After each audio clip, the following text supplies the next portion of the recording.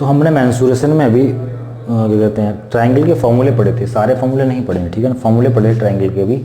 अभी हमें सर्कल पढ़ना है, क्वाड्रिलेटरल पढ़ना है यानी कि चतुर्भुज और वृत्त पढ़ना है, ठीक है।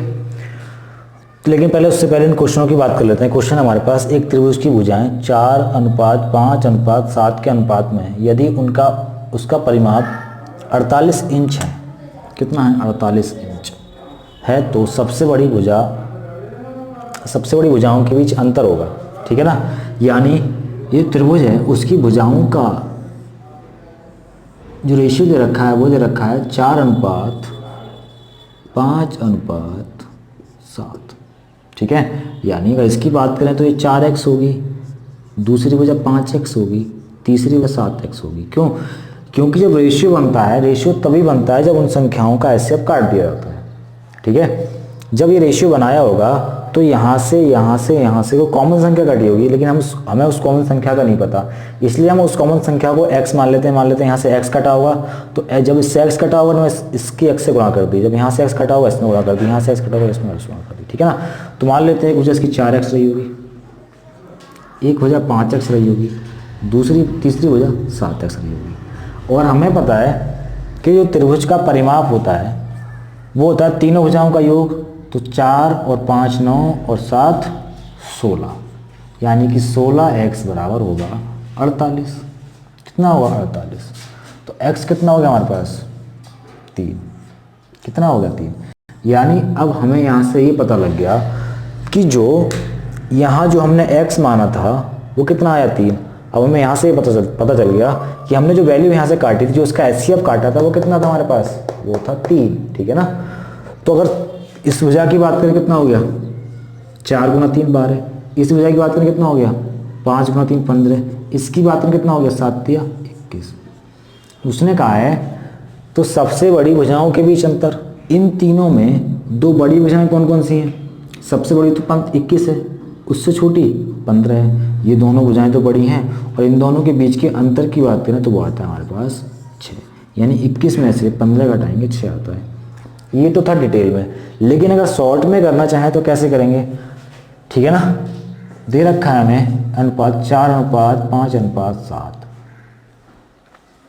ठीक है। हमें दे रखा है इसका अनुपात 4:5:7। हमें पता है कि जो त्रिभुज का परिमाप होता है तीनों भुजाओं का योग होता है। मान लो कि त्रिभुज की भुजा 4 थी, 5 थी और 7 थी। जब इन्हीं को हमने त्रिभुज की भुजाएं मान लिया तो इसके अकॉर्डिंग जो हमारा त्रिभुज का क्षेत्रफल होगा कितना होगा? 5 4 9 7 16। भाई हमारे अकॉर्डिंग जो हमने 4 5 7 माना था उसके अकॉर्डिंग परिमाप होना चाहिए था कितना? 16, लेकिन है कितना? 48। भाई इस रेशियो के अकॉर्डिंग होना कितना चाहिए? 16 है कितना? 48। तो 16 की वैल्यू कितनी रखी है? 48। हमसे पूछा है कि दो बड़ी भुजाओं के बीच अंतर, तो सबसे बड़ी भुजा 7, उससे छोटी 5, ठीक है ना। इन दोनों के बीच अंतर पूछा है, कितने का अंतर है? 2 का अंतर है। यानी 16 की वैल्यू दे रखी है और कितने की वैल्यू पूछी है हमसे? 2 की वैल्यू पूछी है। जब 2 की वैल्यू निकालेंगे कितनी हो जाएगी? 48/16 गुणा 2। 2 से कटेगा 16 से कटेगा 3 बार और 3 दूनी 6, यानी कि 6 इंच, ठीक है। इस तरीके से नहीं करना, हमें करना किस तरीके से? इस तरीके से करना है। कुछ ही सेकंड का आंसर है, ठीक है। हम अगले क्वेश्चन की बात करते हैं। अगला क्वेश्चन लिखा है किसी त्रिभुज का क्षेत्रफल 216 सेंटीमीटर स्क्वायर है, उसकी भुजाओं में 3:4:5 का अनुपात है। इस त्रिभुज का परिमाप क्या होगा? जिसने ट्रिपलेट पढ़ा होगा उसे पता होगा कि राइट एंगल ट्रायंगल की बात हो रही है, लेकिन जिसने ट्रिपलेट नहीं पता उसे पता नहीं चल रहा होगा, ठीक है ना। तो पहले मैं ये बताता हूँ कि हम त्रिभुज को पहचानेंगे कैसे कि वो त्रिभुज समकोण है या नहीं है, ठीक है ना, कि वो त्रिभुज समकोण है या नहीं है, ठीक है। तो उसको मिटा देता हूँ मैं और दूसरे क्वेश्चन की बात करते हैं।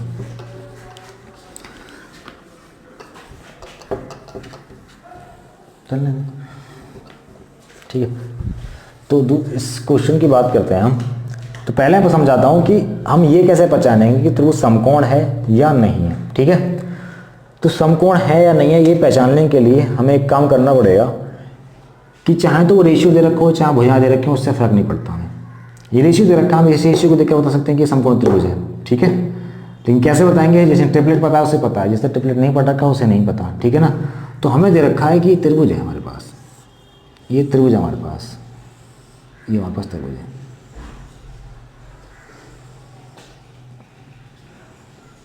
जिसकी एक भुजा 3 है, एक भुजा 4 है, एक भुजा 5 है। हमें नहीं पता अभी कि कैसा ट्रायंगल है, ठीक है। तो एक काम करना होगा हमें कि 3 भुजाएं दे रखी हैं। अब 3 में सबसे बड़ा, इन 3 भुजाओं में सबसे बड़ा कौन सा है? 5। हम इस 5 का स्क्वायर करेंगे, स्क्वायर कर दिया। बाकी जो 2 भुजाएं बची उनका स्क्वायर करेंगे, 4 का स्क्वायर कर दिया और 3 का स्क्वायर कर दिया और इन दोनों को जोड़ देंगे, ठीक है। बड़ी भुजा का स्क्वायर करा और जो छोटी भुजाएं बची उनका स्क्वायर करके जोड़ दिया, ठीक है। ये कितना आया हमारे पास? 25। ये कितना है हमारे पास? 16 + 9 कितना आया? ये 25। अगर ये दोनों बराबर आते हैं तो हमेशा ये कैसा ट्रायंगल होगा? ये राइट एंगल ट्रायंगल होगा। अगर ये दोनों बराबर आते हैं तो कैसा ट्रायंगल होगा? राइट एंगल ट्रायंगल होगा। अगर बराबर नहीं आते तो या तो क्या होगा? या तो एक्यूट एंगल होगा या न्यून कोण होगा या ऑब्ट्यूस एंगल होगा, यानी अधिक कोण होगा। मैं बता ही देता हूँ, ठीक है ना, मैं बता ही देता हूँ होता क्या है, ठीक है। देखो होता यह है कि अगर हमें ये बताना हो कि त्रिभुज समकोण है, अधिक कोण है, न्यून कोण है, तो एक काम करते हैं क्या कि ये ट्रायंगल दे रखा है हमारे पास। मान लेते हैं ABC ट्रायंगल की भुजाएं हैं, ये A है, ये B है, ये C है। A के सामने की भुजा A, B के सामने की भुजा C, C के सामने की भुजा C। हम भुजाओं को देखकर ये तो बता सकते हैं कि ये विषमबाहु त्रिभुज है, ठीक है ना, लेकिन भुजाओं को देखकर ये कैसे बताएंगे कि ये समकोण है, अधिक कोण है या न्यून कोण है, ठीक है। तो मैंने माना A के सामने की भुजा A, B के सामने की भुजा C, C के सामने की भुजा C। मैं मान लेता हूं कि सबसे बड़ी भुजा C है। भाई 3 भुजाएं दे रखे होंगे, इनमें कोई ना कोई सबसे बड़ी होगी। मैंने मान लिया सबसे बड़ी भुजा C है, ठीक है। मैं लिखता हूं कि माना सबसे बड़ी भुजा C है। मान लिया कि सबसे बड़ी भुजा C है, ठीक है। माना कि सबसे बड़ी भुजा C है। अब करना क्या है? सबसे बड़ी भुजा का स्क्वायर करेंगे, कर दिया सबसे बड़ी भुजा का स्क्वायर, और 2 छोटी छोटी भुजाएं जो बची उनका स्क्वायर करेंगे, कर दिया हमने इसका स्क्वायर, ठीक है। 2 छोटी भुजाओं का स्क्वायर अगर बड़ी भुजाओं के स्क्वायर से बड़ा है, बड़ी भुजा के स्क्वायर से बड़ा है, 2 छोटी भुजाएं, त्रिभुज की 3 भुजाएं होती हैं जिसमें एक बड़ी होगी बाकी तो छोटी होंगी, ठीक है ना। सबसे बड़ी भुजा का स्क्वायर 2 छोटी भुजाओं के स्क्वायर के योग से अगर छोटा है, यानी 2 छोटी भुजाओं का स्क्वायर का योग बड़ा है, ठीक है ना, बड़ी भुजा के स्क्वायर से, ठीक है। तो ये होता है हमारा न्यून कोण त्रिभुज, न्यून कोण त्रिभुज, ठीक है ना, न्यून कोण त्रिभुज, यानी कि acute angle triangle, acute angle triangle, ठीक है। अगर 2 छोटी भुजाओं के स्क्वायर का योग बराबर है बड़ी भुजा के स्क्वायर के, तो ये होता है हमारे पास राइट एंगल।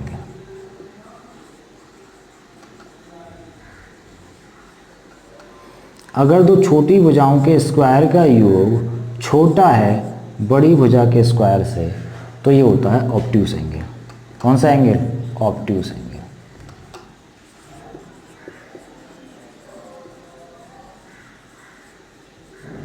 यानी कि अधिक कोण त्रिभुज। और ये आता कहते कैसे? इसमें कोसाइन रूल लगता है, ठीक है ना, अधिक कोण त्रिभुज, ठीक है, ये कोसाइन रूल से आता है, ठीक है ना। फिलहाल इतना ही याद रखना है इसमें कि अगर हमें ये बताना है साइड देखकर कि वो अधिक कोण है, न्यून कोण है या समकोण है, तो सबसे बड़ी भुजा को लो, उसका स्क्वायर करो, और जो छोटी छोटी भुजा जो बची उनका स्क्वायर करके जोड़ो। अगर तो छोटी छोटी भुजाओं के स्क्वायर का योग बड़ी भुजा से बड़ा आ रहा है तो न्यून कोण, बराबर आ रहा है तो समकोण, और छोटा आ रहा है तो अधिक कोण, ठीक है ना। ये याद रखो तो हम बता सकते हैं, ठीक है। चलो, तो अब हमने इसमें ये पता कर लिया कि ये जो ट्रायंगल था वो कैसा था, वो समकोण त्रिभुज था, ठीक है। कैसा ट्रायंगल था? वो समकोण त्रिभुज था। तो देखो अब अगर ये समकोण त्रिभुज रहा होगा तो समकोण त्रिभुज में ये होता है 90 डिग्री, और 90 के सामने होता है कर्ण, और कर्ण सबसे बड़ी भुजा होती है, यानी 5 यहाँ रहा होगा, 3 यहाँ रहा होगा, या अपने यहाँ रहा होगा, कहीं की जगह रहा होगा, और 4 यहाँ रहा होगा। ये मान लेते हैं x, क्योंकि ये रेशियो है, x मानना पड़ेगा। ये क्या है, ये रेशियो तो x मानना पड़ेगा, मान लिया हमने, ठीक है।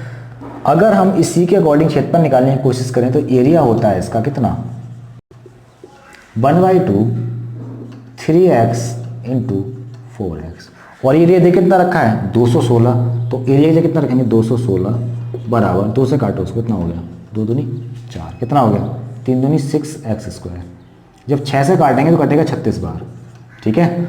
और जब इसका इधर से स्क्वायर हटाएंगे तो इधर लगेगा स्क्वायर रूट, तो x की वैल्यू कितनी हो गई हमारे पास, लगा देते हैं, ये हो गया 36 बराबर x, ठीक है। जब स्क्वायर रूट से बाहर आया तो कितना हो गया x बराबर 6, यानी x का मान कितना आ गया, x का मान आ गया 6, ठीक है। उसने पूछा है त्रिभुज का परिमाप, त्रिभुज का परिमाप होता है तीनों भुजाओं का योग, तो कितना हो गया 3 + 4x + 5x, ये तो होता है परिमाप। जोड़ो 3 4 7 5 12, कितना हो गया 12x, और x की वैल्यू कितनी है 6, कितना हो गया 12 × 6 बराबर 72 सेंटीमीटर। ये हो गया इस क्वेश्चन का आंसर, ठीक है। चलो अगले क्वेश्चन पर चलते हैं। तो चौथा क्वेश्चन हमारे पास, किसी समबाहु त्रिभुज के अभ्यंतर मतलब अंदर के किसी बिंदु से तीनों भुजाओं पर और तीनों भुजाओं की लंबिक दूरी 2√3 5√3 सेंटीमीटर है, इस त्रिभुज का परिमाप सेंटीमीटर में होगा।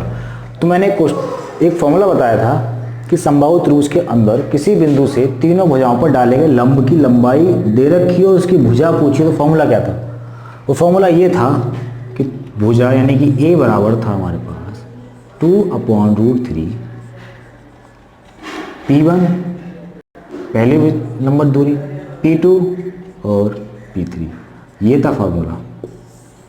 ये था समबाहु त्रिभुज के अंदर किसी बिंदु से तीनों भुजाओं पर डाले गए लंब की लंबाई दे रखी हो और हमसे भुजा पूछी हो, तो ये था फॉर्मूला, ठीक है ना।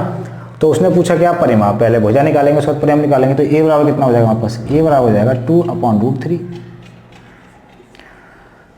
P1 2√3 प्लस √3 प्लस 5√3, ठीक है। 2 और 1 3 और 5 8, 8√3 हो जाएगा, ये कितना हो गया 2π√3 इंटू 8√3, ठीक है ना।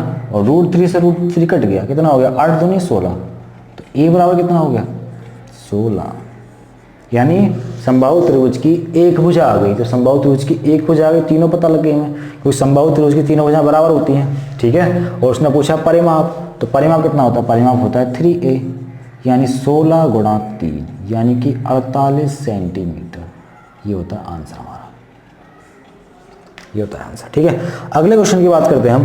ये दे रखा है एक समबाहु त्रिभुज का केंद्रक माध्यिका को 2 भागों में बांटता है, जिसका बड़ा भाग 4 सेंटीमीटर, तो त्रिभुज का क्षेत्रफल ज्ञात कीजिए, ठीक है। मैं इसको मिटा रहा हूँ इस क्वेश्चन को और समझाता हूँ मैं।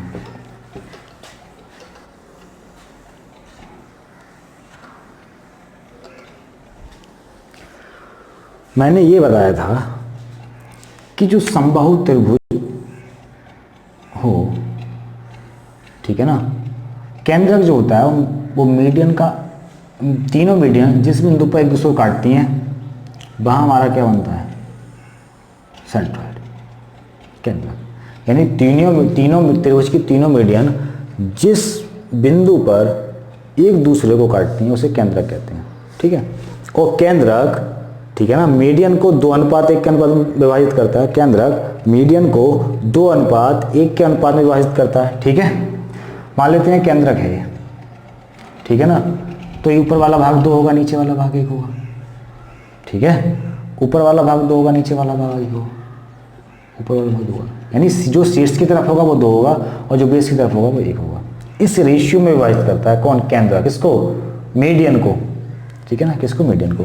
तो उसने क्या रखा है, एक समबाहु त्रिभुज है। त्रिभुज कैसा है, समबाहु, समबाहु मतलब तीनों भुजाएं बराबर है। जब तीनों भुजाएं बराबर, तीनों मीडियन बराबर, केंद्र माध्यिका को, ठीक है ना, 2 भागों में बांटता है, जिसका बड़ा भाग 4 सेंटीमीटर है, त्रिभुज का क्षेत्रफल।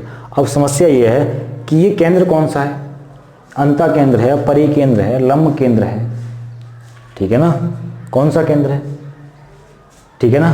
तो समबाहु त्रिभुज में सारे केंद्र एक ही बिंदु पर होते हैं, चाहे तो वो अंतः केंद्र हो, चाहे लंब केंद्र हो, चाहे परिकेंद्र हो और चाहे वो गुरुत्व केंद्र हो, सारे केंद्र एक ही बिंदु पर होते हैं समबाहु त्रिभुज में। मैंने बता भी चुका हूँ इसको, ठीक है।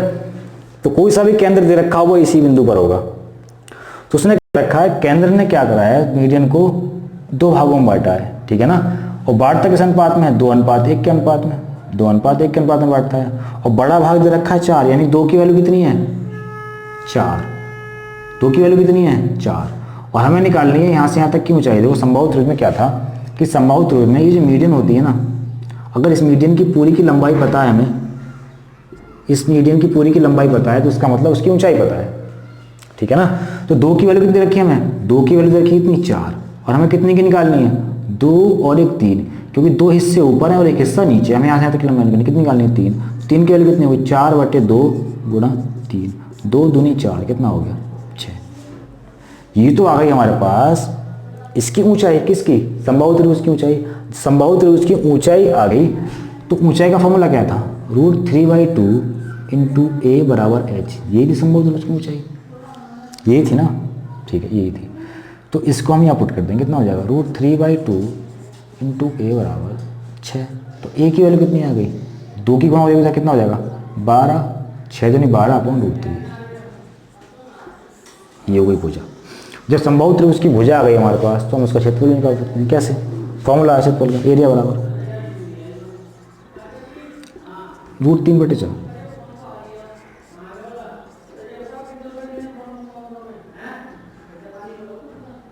ठीक है,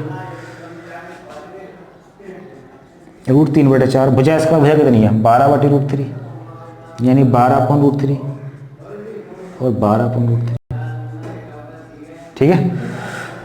तो काटो उसको, 4 से कटेगा 3 बार, और √3 की जब √3 से गुना कितना हो जाएगा, 3, और 3 से कट जाएगा 3, कितना आ गया, 12√3 क्या था, सेंटीमीटर था, सेंटीमीटर स्क्वायर। ये हो गया इस क्वेश्चन का आंसर, ठीक है ना। तो आज के लिए 4 ही क्वेश्चन, बाकी अगली वीडियो में हम ज़्यादा क्वेश्चन करेंगे, ठीक है। आज के लिए इतने क्वेश्चन।